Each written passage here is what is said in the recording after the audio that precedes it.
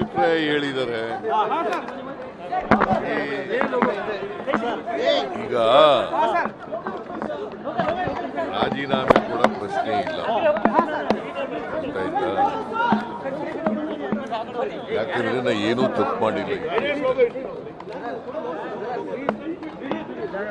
ಇದು ಬಿಜೆಪಿಯವರು